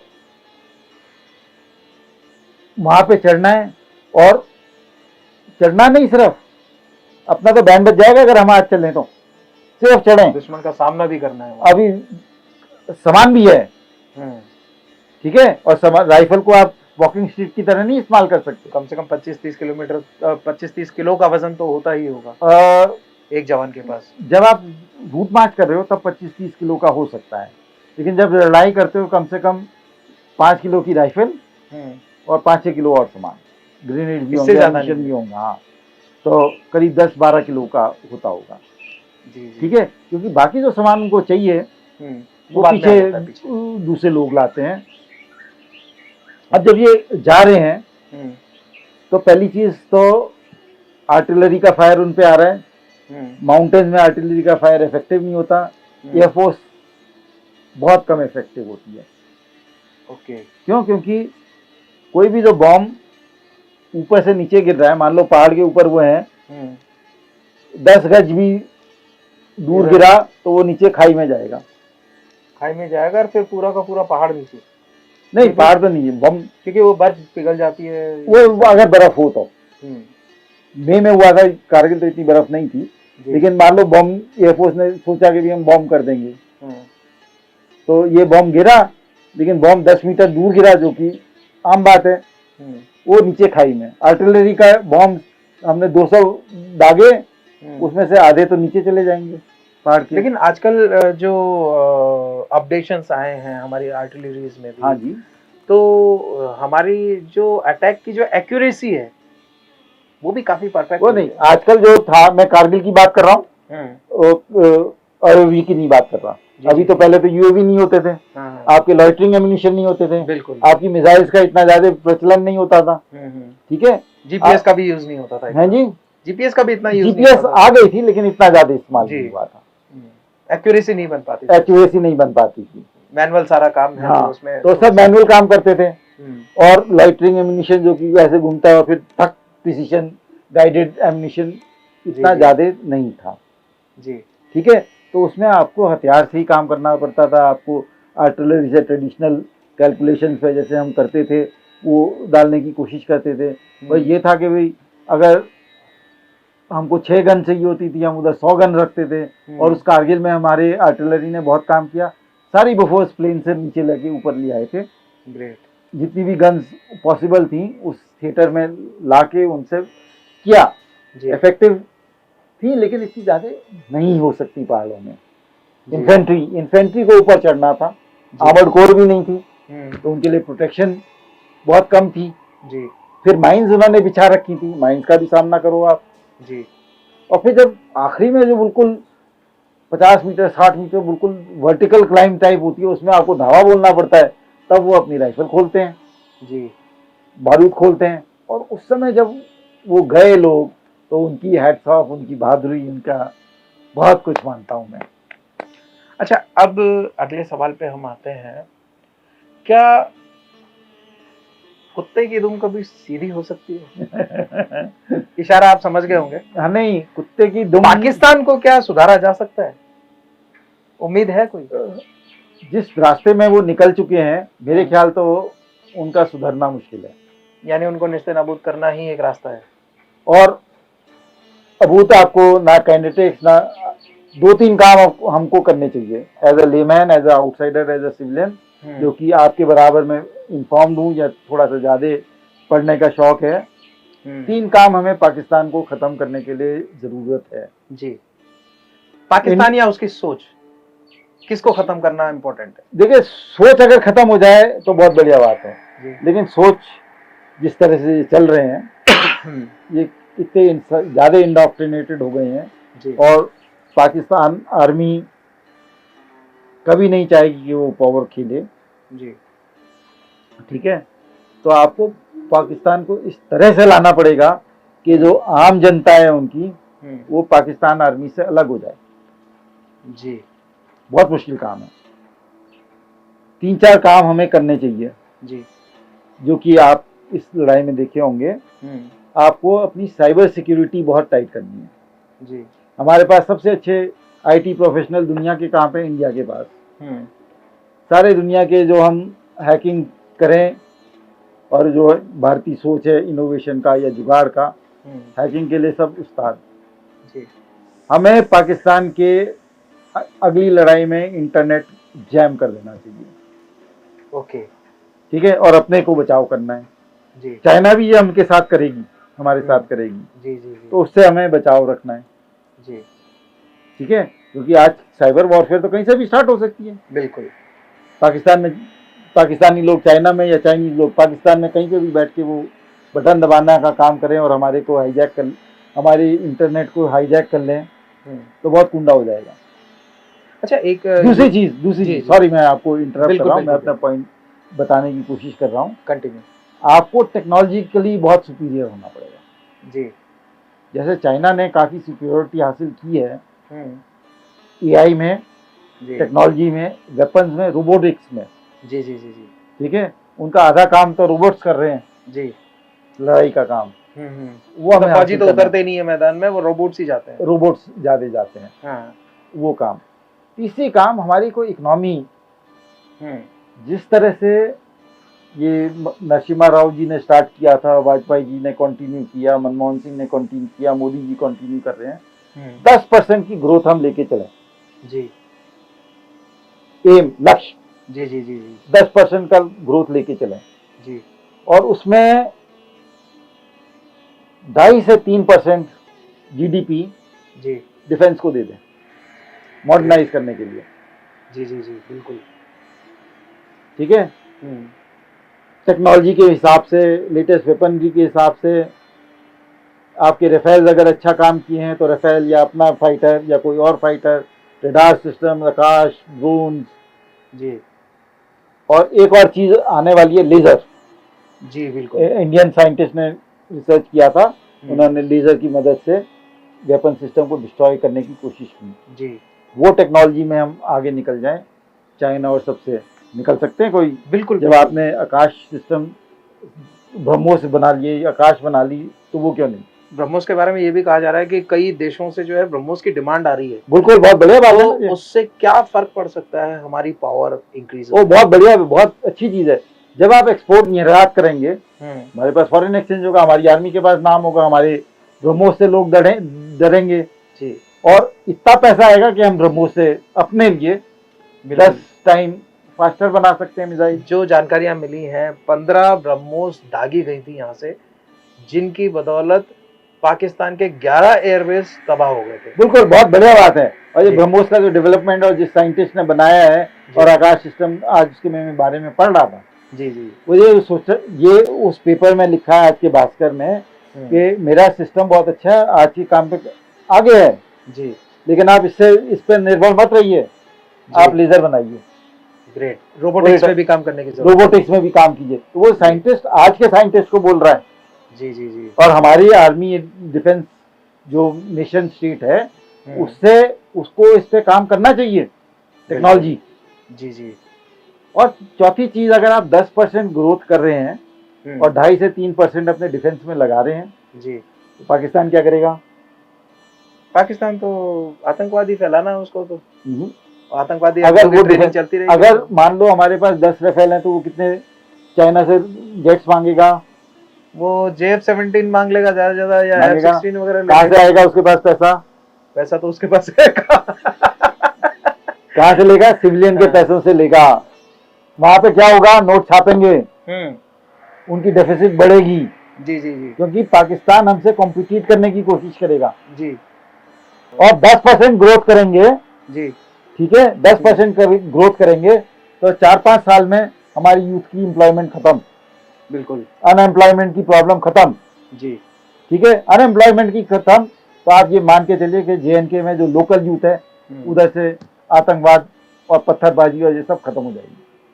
अब जब आपने इकोनॉमी क्रिपल कर दिया पाकिस्तान को, ठीक है, और वहां पे भूख मंगी, अभी भी बहुत महंगाई चल रही है, बहुत भूख मंगी है। आटा ही 250 रुपए किलो मिल रहा है। जब बिल्कुल निचोड़ जाएंगे ना वो, तो बोलेंगे फिर हमको हमारा प्रोपेगेंडा होना चाहिए, ये तुम्हारी पाकिस्तान आर्मी और आतंकवादियों के कारण हुआ है, तुम्हारा पैसा उधर जा रहा है जी। और जब वो अपने पाकिस्तान आर्मी को खत्म हो जाएंगे या नेशन बर्बाद हो जाएगा, जब बलूचिस्तान बोलेगा कि हम अलग होना चाहते हैं, जब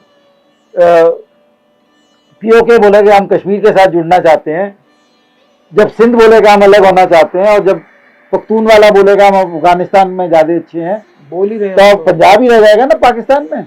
बिल्कुल, बलोच बोल चुके हैं कि हमें अलग होना है। नहीं, अलग होना है। अब उनको सिंध वाले अब उनको आज भी पाकिस्तान आर्मी इतनी स्ट्रांग है कि बलोच को शायद कब कर ले। ठीक है, जब यहाँ से फ्री होंगे तब आप देखोगे उनकी एक कोर चली आएगी बलूचिस्तान में।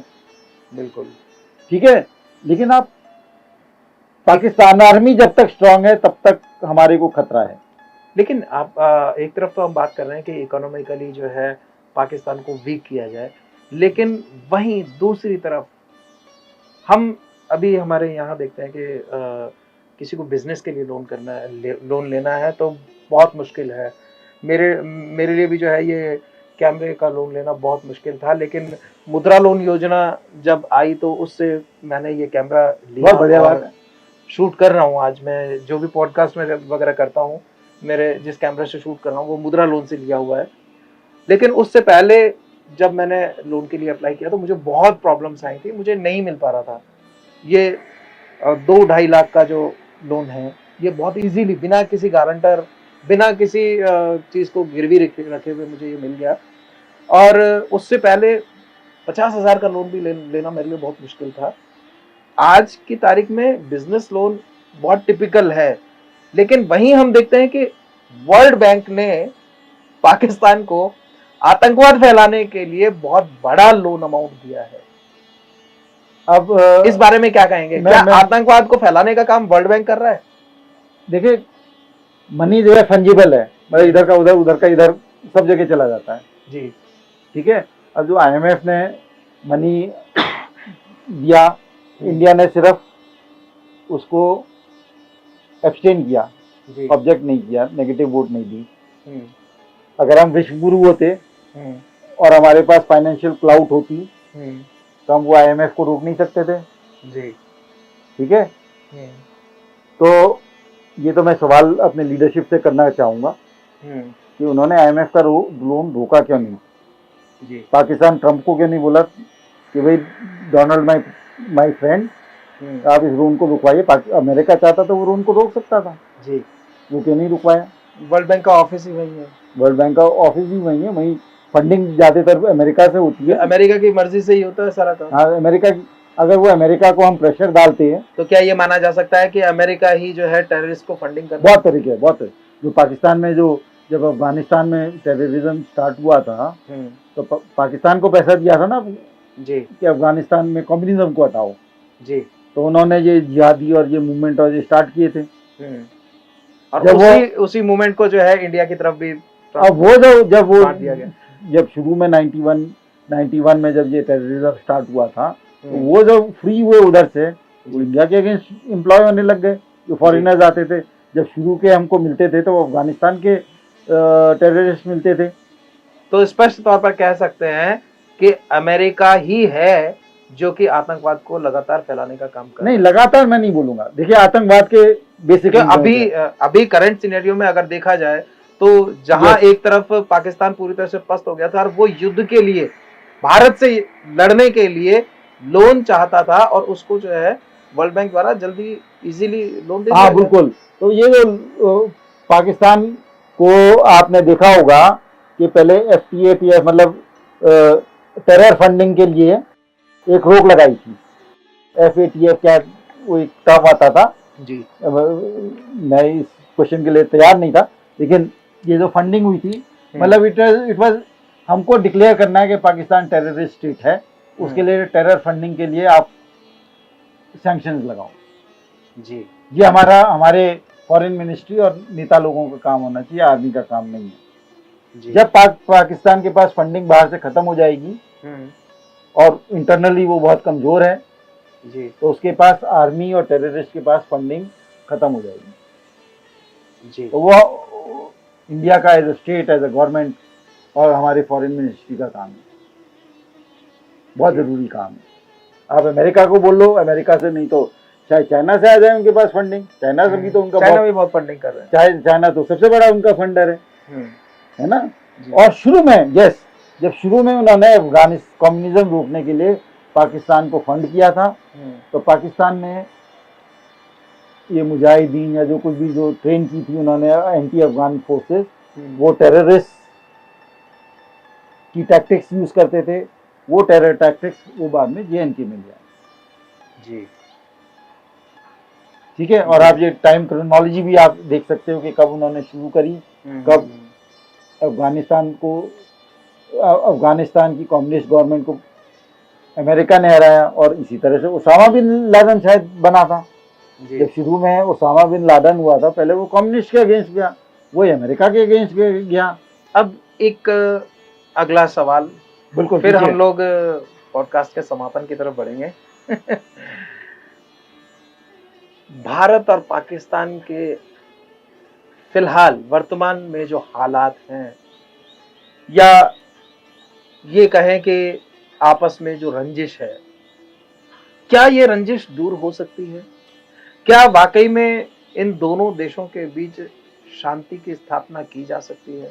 और अगर की जा सकती है तो किन शर्तों पर, किस तरह से जो है दोनों देशों के बीच में मध्यस्थता की जा सकती है, और कौन ऐसा कर सकता है? मैं मध्यस्थता में नहीं बिलीव करता, ना ही हमारी सरकार करती है, ना ही हमारा जो शिमला एग्रीमेंट में है, तो मध्यस्थता तो नहीं कर सकते जी। मैंने आपको एक सोल्यूशन बताया कि इकोनॉमिक सोल्यूशन, मतलब पाकिस्तान को खत्म करना ही एक इलाज, एक पाकिस्तान को इकोनॉमिकली वीक करना है, उनके पीपल और आर्मी को दूर करना है। जी। हम जैसे मानते हैं कि भाई जब तक will of the people, nation कब खत्म होता है? जब उसकी विल टू फाइट खत्म हो जाती है। जी। अगर आप सबसे बड़ा मिलिट्री एम या पॉलिटिकल एम देखें, you have to destroy the will of a nation to fight, जी, तब हमारी जीत सबसे ज्यादा मानी जाती है। बिल्कुल, ठीक है। जब नाजी, यानी उसको सामने वाले को झुका देना है, लड़ने के लायक ना रहे। हाँ, अब मैं बताता हूँ, जब वर्ल्ड वॉर 2 हुई थी, कब जीत हुई थी? जब जो रूट कॉज था, जो हिटलर था, उसकी सोच को, या हिटलर जब मरा है और बर्लिन का कैपिटल जब कैप्चर हो गया और उन्होंने सरेंडर कर दिया, तब जीत मानी गई थी। 71 वॉर में जब याकूब खान और वो जो जनरल्स थे, है ना, उन्होंने अपनी हार, क्या था वो नाम उसका, यार इस एज में मैं नाम भूल जाता हूँ, जो बांग्लादेश का पाकिस्तान गवर्नर था, जो कुछ भी था, उन्होंने सरेंडर किया और वो नेशन खत्म हो गया, तब हमने अपनी जीत डिक्लेयर करी। जी, ठीक है जी। जी बिल्कुल। तो वो स्थिति कब आएगी, कब आप सोच सकते हो?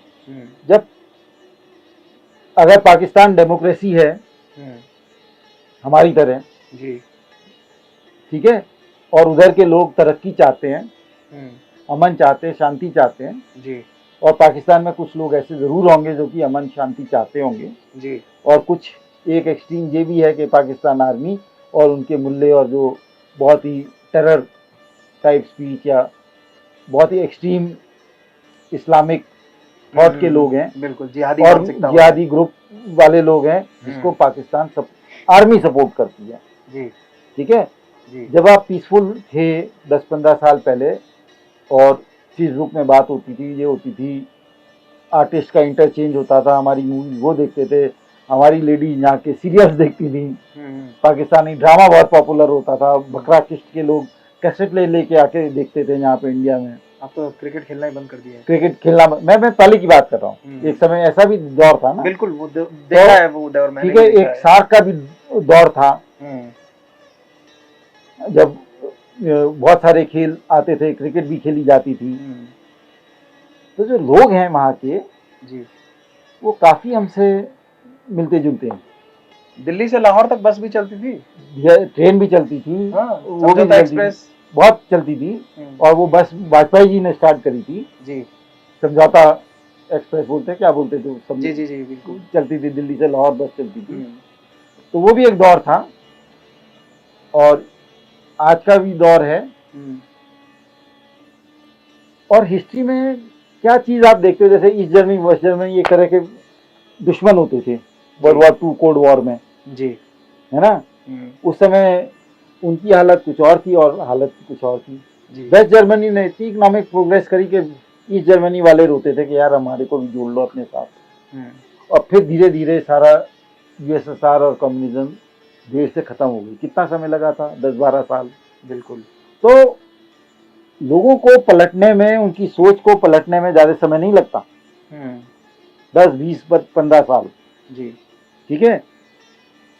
आज जो भारत सोच रहा है वो कल नहीं सोचता था जी, आज की आप सोच अलग है, पहले 15 साल पहले कुछ और सोच होती थी जी, है ना।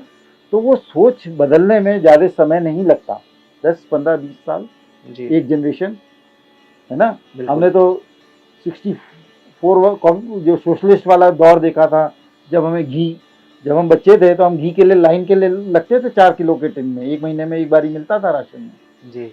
बहुत मुश्किल समय इकोनॉमिकली इंडिया ने देखा है। जब 90 के बाद हुई तो आज की जनरेशन तो इंटरनेट में काम करती है, इसमें काम करती है और स्मार्ट हो चुका है काफी। और खाना चाहिए होता है तो मम्मी को नहीं बोलते, स्विगी और जोमेटो को बोलते हैं कि ये ले आओ भाई ठीक है, ऑनलाइन है।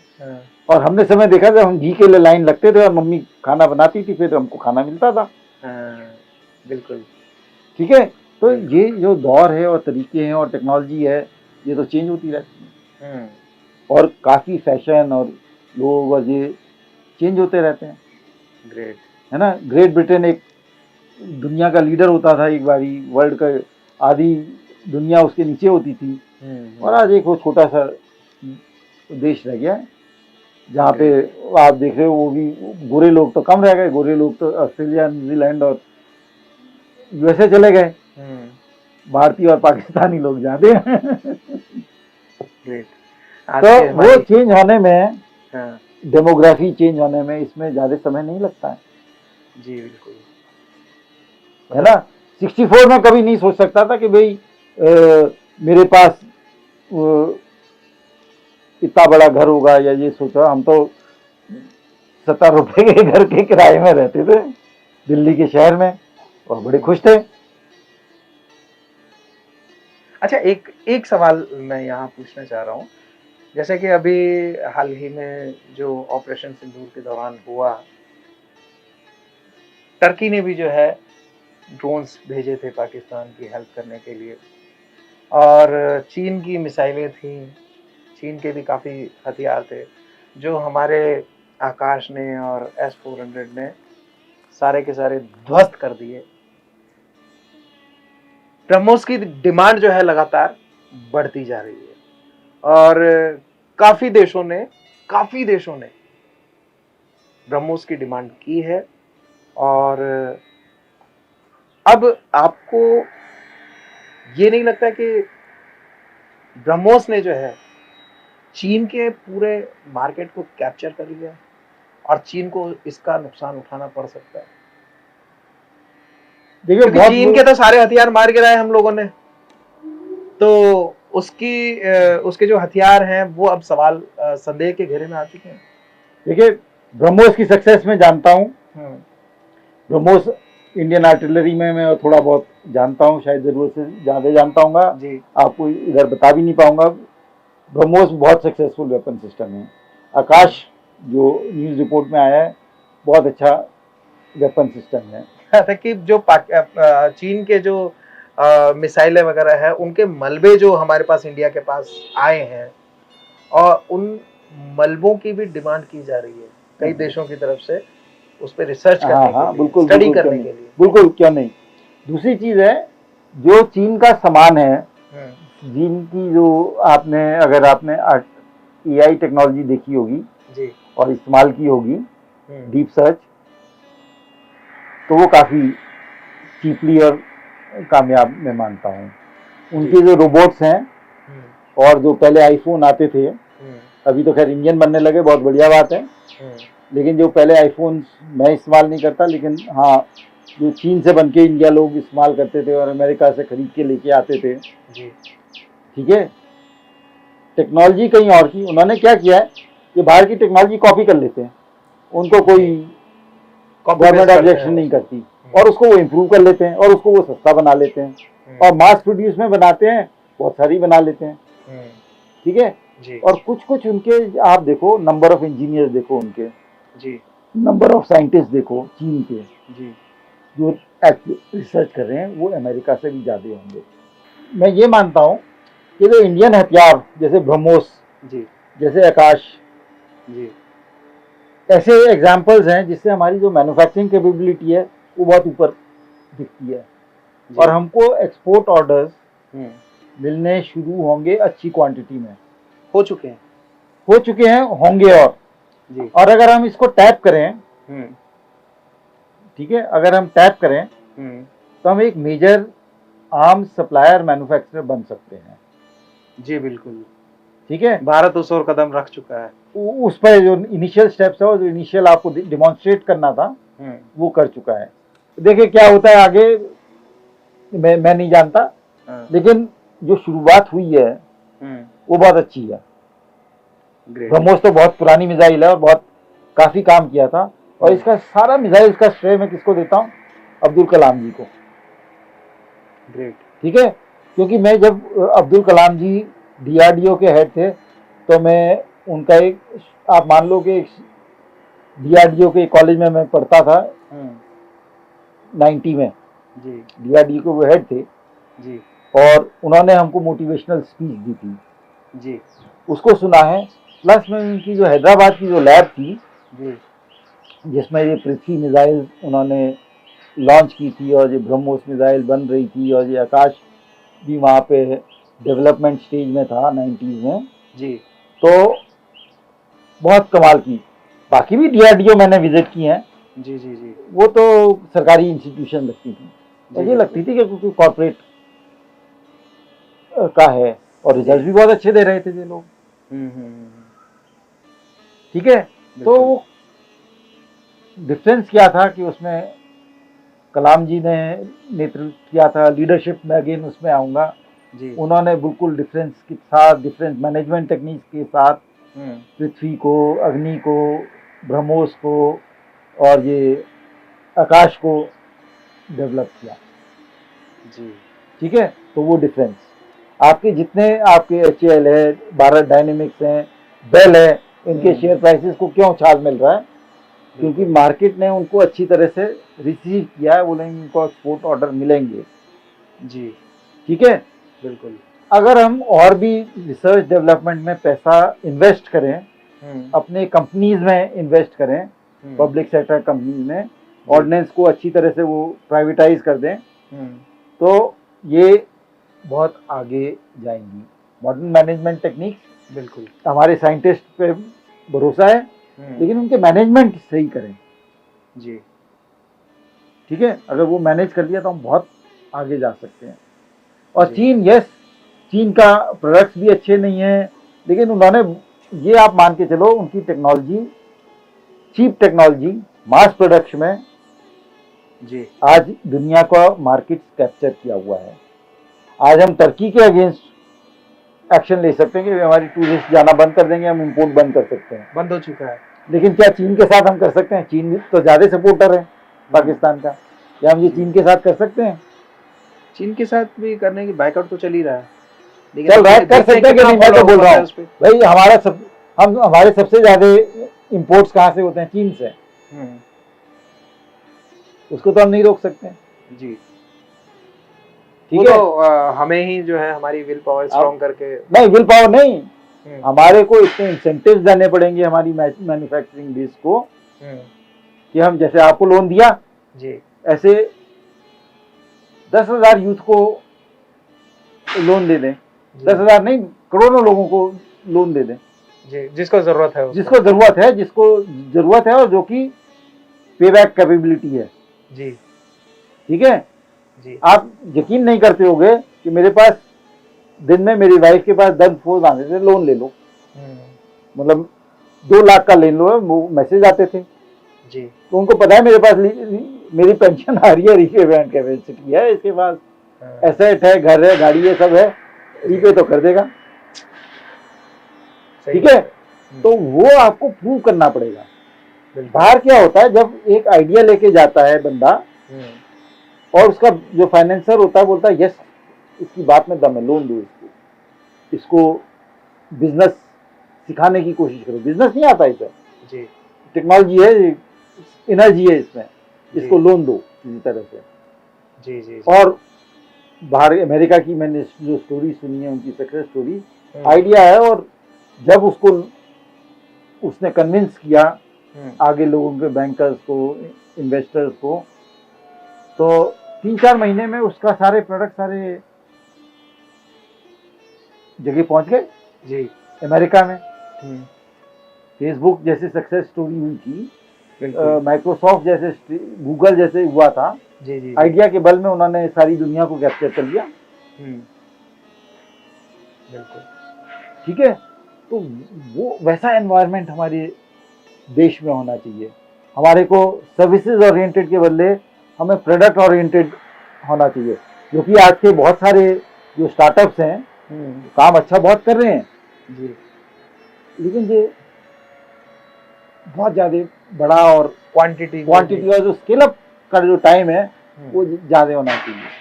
आज जो बड़ी बड़ी कंपनियां हैं, अगर एक आईटीसी मान लो प्रोडक्ट लाना चाहती है, पहले एक स्टेट में लाएगी, फिर दूसरे स्टेट में लाएगी, फिर धीरे धीरे नॉर्दर्न मार्केट में लाएगी, फिर सदर्न मार्केट में ले जाएगी, और वर्ल्ड की तो वो सोचते ही नहीं जी, है ना। उनके बहुत सारे अच्छे अच्छे प्रोडक्ट्स हैं, आप बिस्कुट ले लो, कुछ ले लो, वो एंगल, मैड एंगल्स ले लो, कुछ भी ले लो, बिल्कुल वर्ल्ड में तो नहीं गए जी। लेकिन अगर वो चिप पेप्सी कोला वाले खोलते हैं तो वो अंकल लेज वाले चिप्स इधर आ जाते हैं। काफ़ी बातचीत हमारी हुई है और बहुत ही पॉजिटिव हम बातचीत करते रहे, आपकी तरफ से काफ़ी मोटिवेशंस मिले हैं, लेकिन अंत में अब चलते चलते, क्योंकि विराम तो देना पड़ेगा, काफ़ी लंबी पॉडकास्ट हमारी हो चुकी है, तो अंत में चलते चलते हमारे देश के यूथ के लिए आप क्या मैसेज देना चाहेंगे? मैं ये बोलता हूँ अच्छा नागरिक बनो। अच्छे नागरिक से आप पाकिस्तान के अगेंस्ट शायद आप में ट्रेनिंग या क्षमता नहीं है जी, लेकिन आप अच्छे नागरिक करोगे, अच्छी मेहनत करोगे, अच्छी आमदनी पाओगे जी, अच्छा स्पोर्ट्स खेलोगे जी, आपकी आमदनी बढ़ेगी, सरकार आपका टैक्स तो लेगी जी, उस टैक्स का काफ़ी बड़ा हिस्सा आर्मी के पास पहुंच जाएगा जी।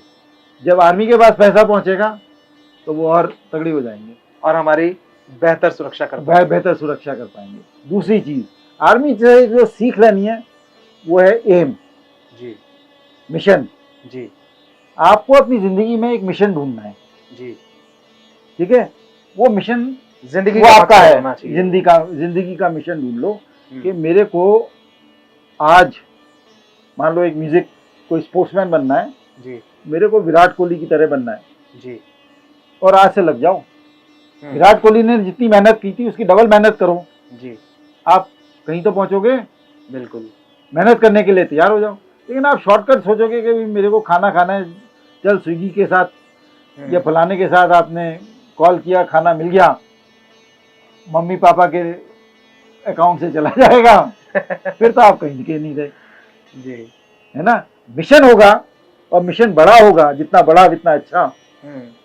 लक्ष्य, अपनी जिंदगी का लक्ष्य आज आप सोच लीजिए और उस पर काम और दिमाग दोनों, सिर्फ मेहनत नहीं, दिमाग, स्मार्ट थिंकिंग, उस लक्ष्य को जीना शुरू करते हैं। हाँ, तो आप आगे निकलोगे। ये थे हमारे साथ कर्नल साहब, जिन्होंने की बहुत ही महत्वपूर्ण बातें बताई, कर्नल अजीत सक्सेना जी। और अब समय है इस पॉडकास्ट को विराम देने का, तो वीडियो अगर अच्छा लगे तो प्लीज़ अपने दोस्तों के साथ शेयर करें, लाइक करें और चैनल को सब्सक्राइब करना ना भूलें। अगले हफ्ते, अगले शनिवार हम मिलेंगे फिर किसी नई शख्सियत के साथ। फिर कुछ नई बातें होंगी, फिर कुछ नई मुलाकातें होंगी, फिर कुछ नई मोटिवेशन होगा, फिर कुछ नई जानकारियां होंगी। तब तक के लिए हमें दीजिए इजाजत।